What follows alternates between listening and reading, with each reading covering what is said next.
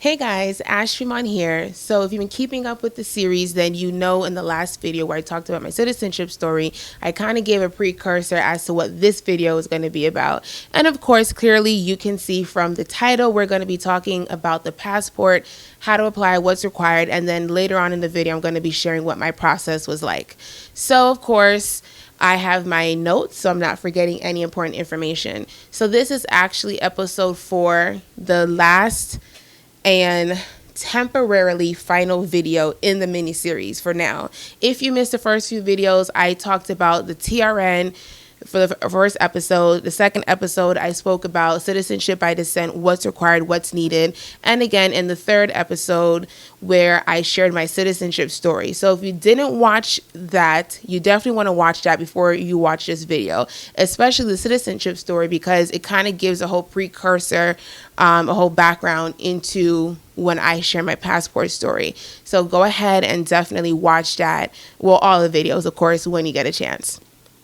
So, like most countries, you have to be a citizen of Jamaica in order to apply for a passport. So whether you were born there or you later acquired citizenship through some other means, you have to be a citizen in order to obtain a passport.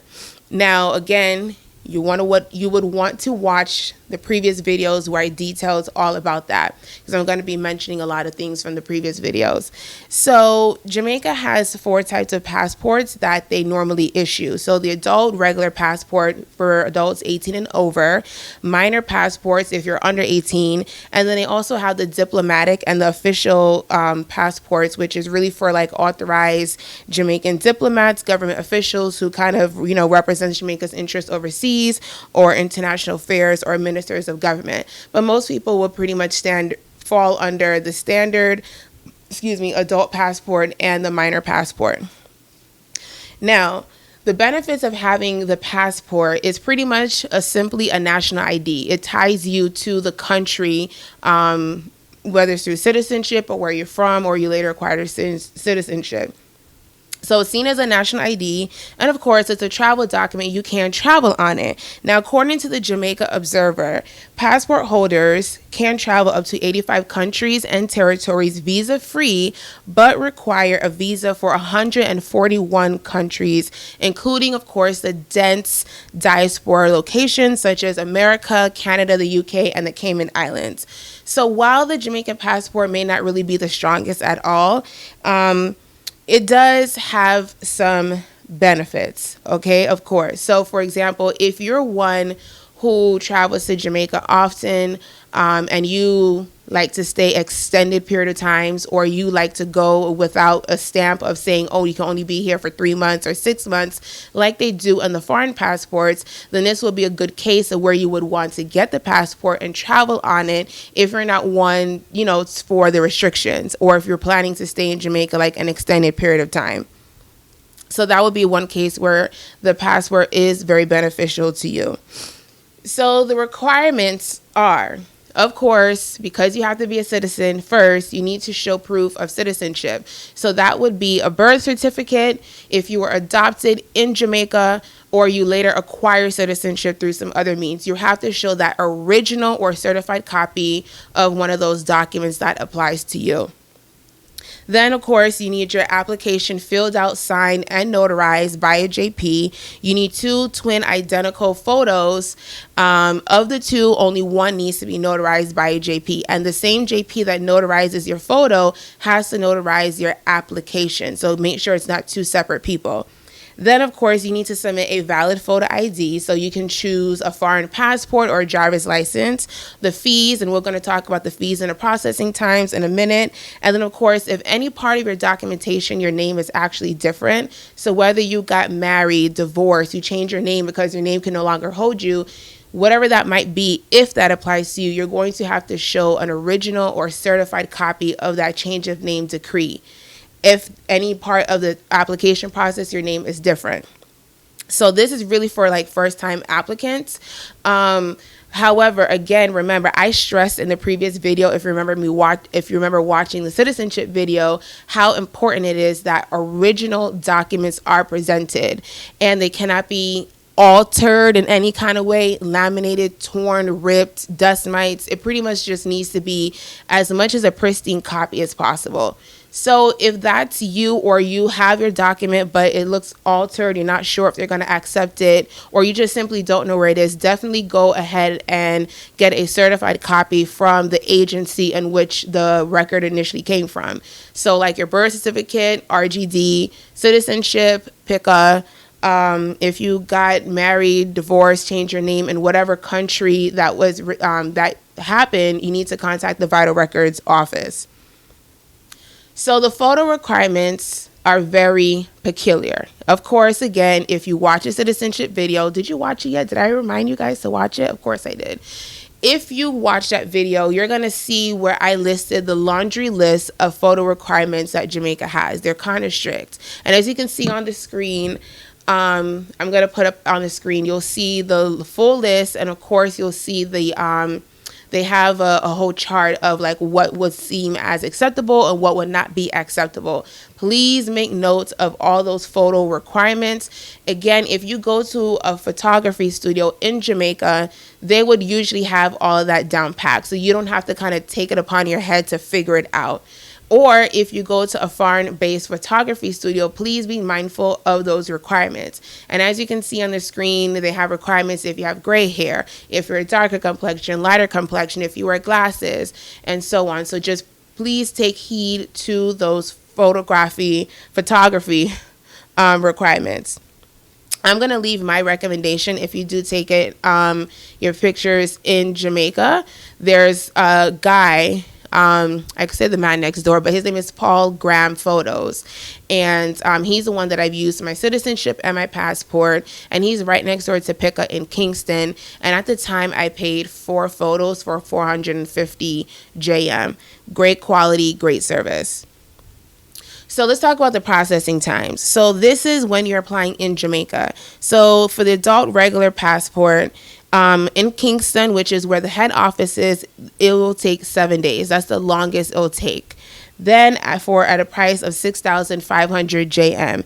If you're applying Mobe, it will take 14 days. Portmore, Maypen, the tax office collectorates, or any of the other regional offices, it may take between 11 and 14 days. And as you can see on the screen, you'll see the full layout. If you are applying overseas at your local consulate or high commissions, once PICA receives your application materials from the consulate, it can take up to 20 days upon receiving it in Kingston. So just keep that in mind. They do offer expediting services. Excuse me. However, that's not available overseas. It's only available in Kingston. In Kingston, they have 3 days at 9,500. Next day service at 11,500. Same day service at 16,500. Of course, this is in Jamaican dollars I'm quoting. And as you can see on the screen, for the other regional offices in Jamaica, they do offer some expediting times as well. So all passports are issued by PICA. And of course, PICA is Passport Immigration Citizenship Agency. So please make note of that. And like most other foreign passports, the standard adult passports for adults 18 and over are valid for 10 years. Minors, if you're under 18, it's 5 years. And you can renew your passport up to at least 1 year in advance before it expires. So that's something to keep in note. So which brings us to, how do you apply? So you're probably wondering, can you apply online? And actually you can, but only for renewals. And then there's a couple of like specifics for that. So if you are renewing a passport, you can renew online. So PICA rolled out, I think it was December 2019, where you can renew only adult passports online. So if you have a minor or any very special situations, you cannot actually renew online. So the online process, I haven't gone through it personally, but I did see on Twitter that, as you can see on the screen, there's been a couple of people that actually did use the online service, and they attested that it was seamless. So they were, as you can see, one was in France, I think UK, and one was in Jamaica. So the online service can be, of course, if you live in Jamaica or if you are abroad. So that's only for renewals. for adult passports, but the passport that you are renewing, it has to have been valid or issued after September 2001, because that was when those passports became machine readable. So if you have like the old time blue passport like my grandmother, you cannot renew it online. So please keep a note of that. But for more information on what the online process is, definitely go to PICA's website. They have a whole FAQ. They also have a photo checker, a price checker, where you could kind of go ahead and like take a look at that. And I did go ahead and browse the website a bit, and it does seem user friendly. So I don't see why it probably wouldn't work for you if you fit the bill to go ahead and renew that online. Now, the other ways and how you can apply for your passport is in person at any PICA location island-wide. They also have a Dropbox service. And of course, if you're overseas, you can apply through your local consulate or high commissions. Now, when you apply in person, you could bypass the whole going to a clerk if you use the Dropbox service, where you kind of package everything, and I guess you would have to leave it in a designated area. But again, for more information on the Dropbox service, definitely go ahead to PICA's website for that. And of course, you could apply in person if you go to a clerk, and overseas, you can go to a local consulate. I believe you don't have to physically go in. You probably are able to mail that application into the consulate, but of course the processing time may be a little bit more extended. So go ahead and check with your local consulate for additional processes, additional requirements. And please note that the processing times and the fees are going to look different depending on the country through the consulate in which you're going through.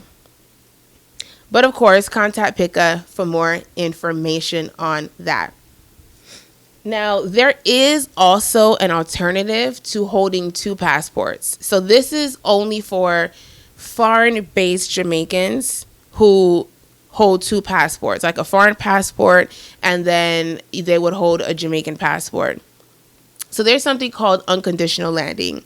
And what that is you, of course, have to make a claim to citizenship, but instead of getting a passport, a Jamaican passport, you can put a stamp, an unconditional landing stamp, in your foreign passport. And what that basically does, the benefit of that is you basically are allowed to stay in Jamaica indefinitely. You can live without a visa or a permit, or anything of that nature. So the whole restriction of you can only stay for 3 months or 6 months when they stamp your passport, it's indefinite. So that is an alternative if you really don't like to walk around with two passports, but you would still have to go ahead and apply for that. Here on the screen, this was a family friend's. This is not mine, but this was a family friend's unconditional landing stamp that was in her foreign passport. So that might be an option if that piques your interest. But if you are a Jamaican living in Jamaica and you do not hold another foreign passport, unfortunately, this does not apply to you.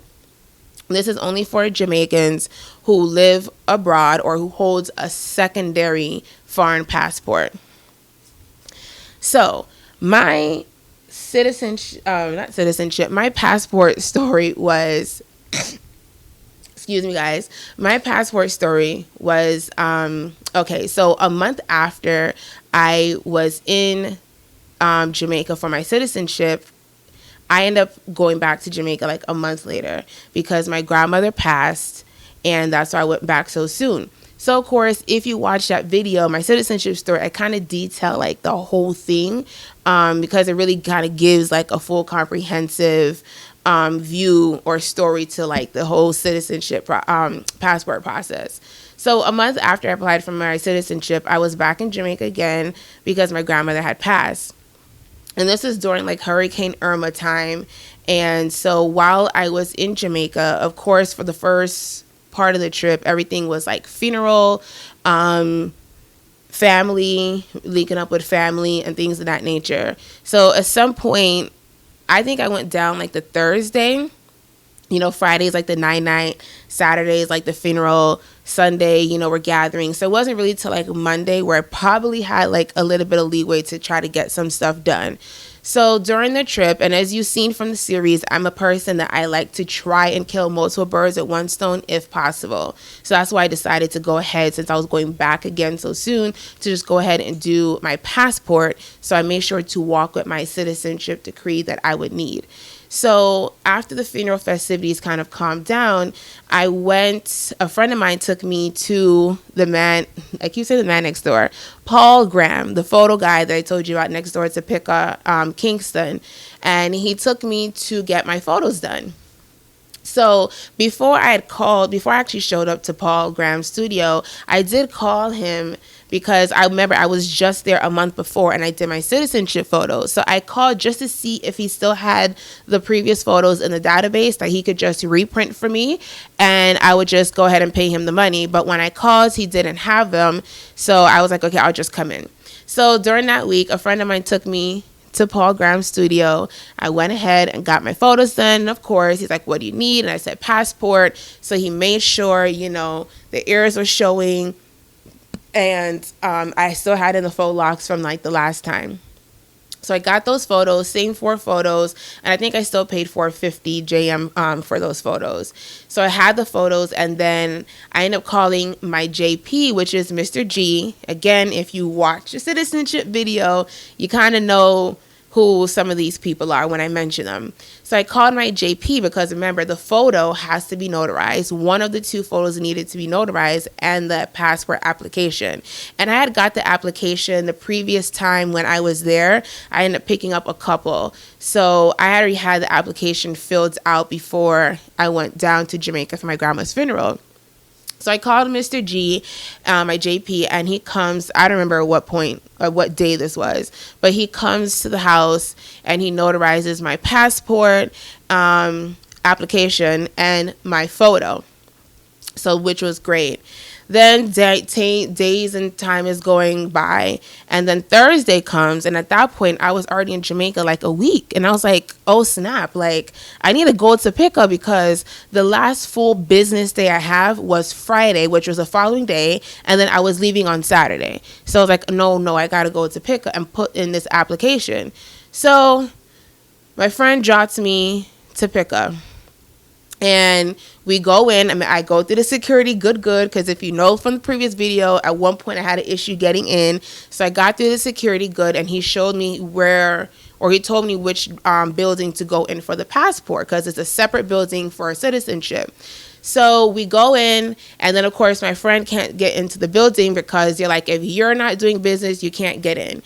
So he goes back to the car and wait, and then I go in and wait. So this whole process was actually very seamless compared to the citizenship. I mean, the citizenship was kind of seamless, but I had some hiccups. Go ahead and watch that video. So I went inside. I didn't have to wait long. And then I got to see a clerk. I really don't remember how long I was waiting, but I didn't get to wait long. I didn't have to wait long at all. So I got to see a clerk, handed her my materials. Again, I had my U.S. passport. I had what else did I have? I had my citizenship decree. I had my fees, and my photo and application notarized. Handed that in. They made a photocopy, and she sent me to the cashier to pay. So, of course, I had to do next day service because that was the only other business day I had left. So I had to pay, the expediting fee to do it next day. And I didn't wanted to have my uncle pick it up for me or anything of that nature, because I'm like, from the time I was in Jamaica and I knew like I could have got this done. So there was, for me, no point in trying to have somebody else pick it up for me. So I went to the cashier. I told her I would do a next day service, and she made sure to tell me, make sure I come back by tomorrow. I think it was either by 2 or 3. And then this is an interesting thing between like the U.S. passport and a Jamaican passport. Well, there's a couple of differences, but one of the differences is that on the Jamaican passport, your occupation is listed. It's also, I think you fill that out on the passport application too, but at the cashier, she double checked my occupation, and we kind of found like the next closest thing to my occupation, because that's on it. They don't verify, or ask to see a business card or an ID, but that was just like, a cool difference. And then so I paid, got my receipt, said come back tomorrow by at a certain time. And then I was good to go. And I think at that point, I did go to the citizenship area to see Miss Anglin. And Miss Anglin, if you watch the previous video, she was the clerk that processed my citizenship paper for me. So I just went up there just to kind of see if she was there. And she was. And I was just saying hi, and she was like, "You're still here?" And I said, "No, I left. No, I left from that same day, but I came back because my grandmother dropped out." So she was like, "Oh, condolences." And I was like, "Yeah, I'm doing the passport." So she's like, "Okay, that's good." And then that was that. So I just kind of went up there just to say hi. So I leave and I put in the application, and then now Friday comes. So during this trip, my sister went to RGD to get a copy of her birth certificate. So it wasn't going to be ready while she was still in town. So I was going to be the one to pick it up for her because my travel dates, I was there later than everybody else. So Friday comes and her birth certificate is ready. And she had worked out with my uncle, the same uncle from the previous video, that he would pick me up and take me to RGD, which is the downtown Kingston location. So it's like after 12, and I'm sitting at the veranda waiting, and I don't hear from my uncle. Because remember, this is my last full business day. I had to go to RGD, which is downtown Kingston. Then I also had to go to PICA to pick up my passport. And so government offices in Jamaica, they're not necessarily like the ones here in terms of the times. Sometimes, a lot of the times here, government or business offices close maybe like 5 or 6 in the States. In Jamaica, they close maybe like at 4, at 3, at 2. It really just depends on the day and what was going on. And on top of that, it was a Friday. So she had already worked out for my uncle to pick me up, and I also had to have a notarized letter to state that yes, I can pick up her birth certificate. So we had got that letter done previously in the week, and my JP did notarize that as well. So I'm like after 12 sometime, I'm sitting on the veranda and I'm waiting again, like what's going on? I don't see my uncle. I don't hear from him. And I'm like, I gotta go. And I don't remember, as I said, what time RGD closed, but time is going. And this is my last day to pick up everything before I leave the next day. So don't hear from my uncle. I call my friend, don't get an answer. So I was like, I'm going to call Mrs. Smith. So Mrs. Smith is one of my taxi guys that I met in the previous trip when I was there. I didn't mention that in the video, but I met him some point during the trip. And so I had his number. And just because I was just there the month before, he still remembered me. And I called him and I'm like, Mrs. Smith, I need you to pick me up from my house. I need you to take me to RGD. Wait for me. Then we need to go to PICA, wait for me, and then we need to drop me home. How much will that cost and how long till you get here? So he was charging me $2,800, which is really a really good price, because if I was to sit and think, okay, if I'm back here in Miami and I try to catch an Uber or a Lyft or a taxi just to go downtown, that price, yeah, it was a great price for all that go here, go there, wait, and everything. So he wasn't able to pick me up because I think he was picking up his child from school or something like that. But he's like, you know what? He's going to call me back because he's going to try to see if he could get somebody else. So a few minutes later, Mrs. Smith calls me back and he's like, okay, Mendez is going to come pick you up. It's 15 minutes. Okay. And I was like, that's perfect. So I'm like, okay, great. But I said, did you tell Mr. Mendez exactly where I needed to go and the same price? And he's like, yes. I'm like, okay, just checking, because I don't want Mrs. Smith quoting me one price and now Mr. Mendez to try to buck up the price or anything like that. So that wasn't the case. So I get my purse and everything together, make sure I had the documents to show to collect the my receipts and letter to show to collect the documents. And my cousin, so one of my cousins that lived there was at work, and then there was another cousin that came in town the night before. So he was in there sleeping, he was napping. So I hate waking up people when they're sleeping, but I didn't want him to wake up knowing that before he went to sleep, me and him is in the house, good, and he's going to wake up and I'm like, disappeared. So I was trying to wake him up. And I was like, I'm not here now. And you know when you kind of like sleeping, but then someone's waking you up and you're kind of cognizant, but not really. So I heard him say like, okay, So I was like, all right, I just said I'm not here now. I didn't tell him where and where I was going. So I go outside and wait for Mr. Mendez. And as you can see by the picture, this was exactly like when I was waiting. Keep in mind of like, I look simple, I'm not flashy, everything, because that's important in a little bit later. So Mendez comes and we're in a taxi, you know, we're chit-chatting and stuff. And my sister calls me just to check on like, what's the status? And uncle come, you know, time is creeping. So I was like, no, I'm in a taxi. So she's getting excited, you know, now that I'm in the taxi. And so she was just like, oh, where are you? And luckily at that point, we were driving by where my uncle actually lives. So I knew where I was. So she was like, how much longer till you get there? I'm like, I don't know. Like, I only been to RGD like once before. Like, I don't know the roads like that. So she's like, you know, keep her posted because, you know, she's a little excited I'm in a taxi, maybe because I'm in a taxi by myself or what have you. So if you watched the previous video, I told you this taxi fiasco was going to come up again. And it still is coming up again in the story. So we get to RGD. I go inside. I'm in the line waiting to get to the front to see the clerk. My phone rings and I'm like, hello? My cousin's like, where are you? This was the one that was at work. And the clerk is like, miss, you can't be on the phone. So I'm like, I'll call you back. And I hang up. I eventually get to the counter, handed her the notarized letter and I think my sister's receipt to pick up the birth certificate, and then I had to wait and I went back in the hallway. Sorry.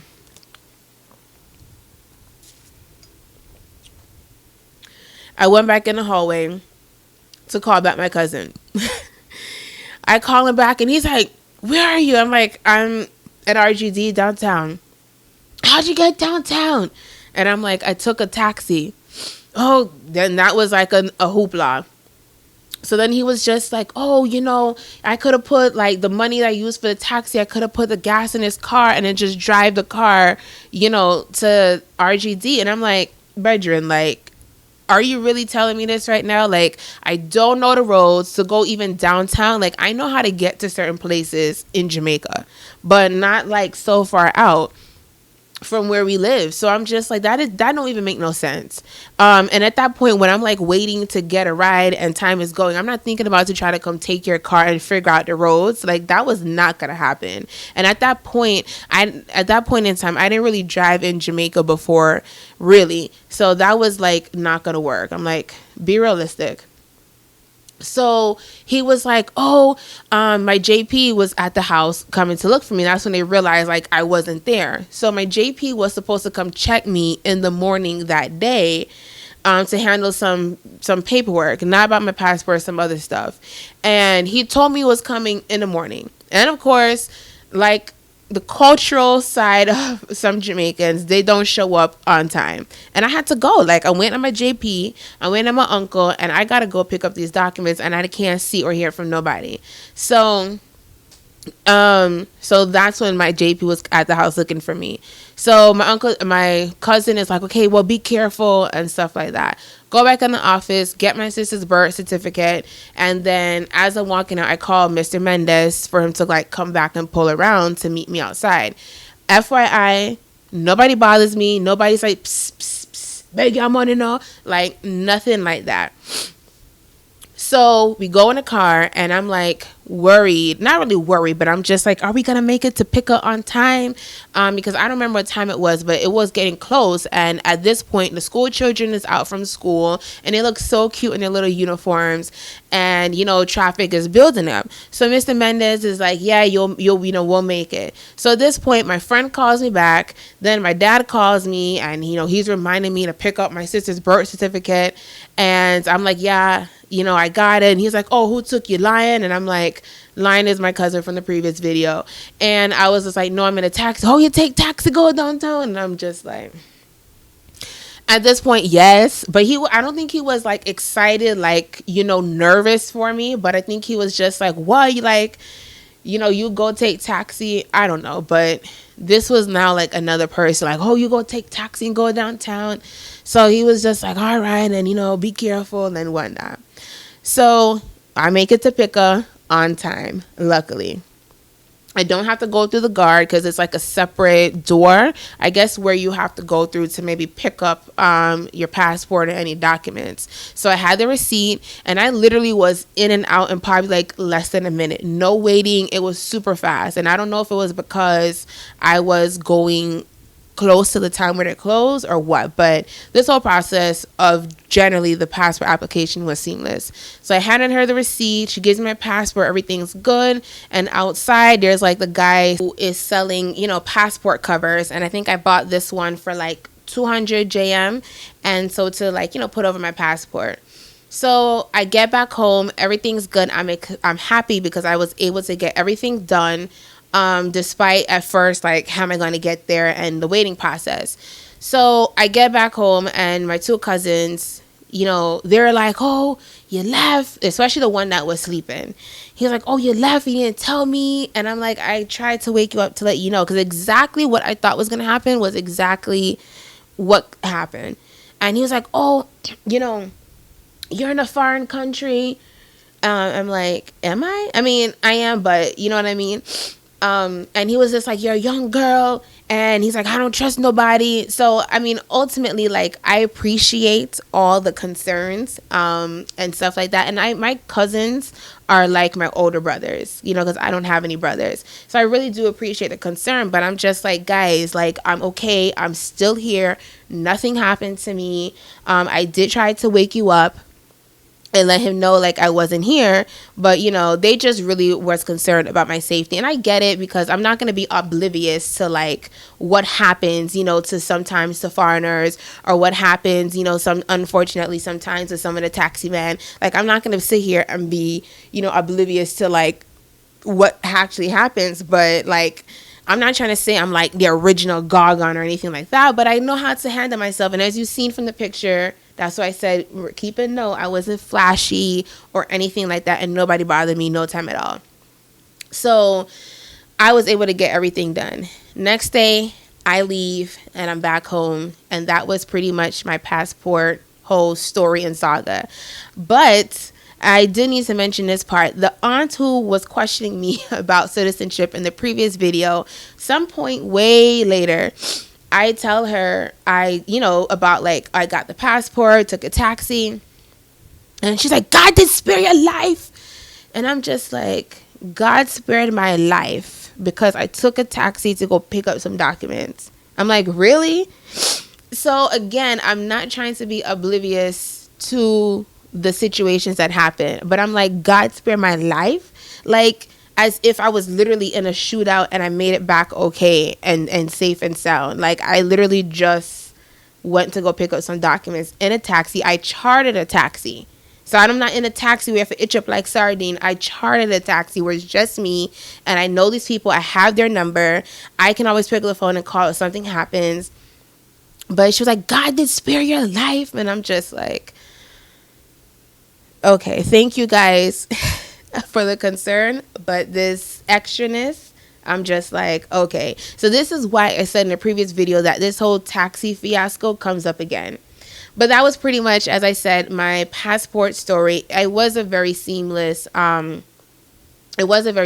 process in getting it all done. I did forget to mention that if you are renewing your passport, not online, but at any one of the locations in PICA or so, there is a way to sort of bypass some of the processes. So if you are renewing your passport, I don't think you may not have to show a birth certificate or a citizenship decree because you already previously held a passport. And you may not have to get either a photo or the application notarized. But double check PICA's website for all the information on that. Oh, and I forgot to show you guys, this is my passport that I picked up when I got it. Well, this cover, my cousin from the TRN video, she bought this for me after the fact. But this is really what it looks like.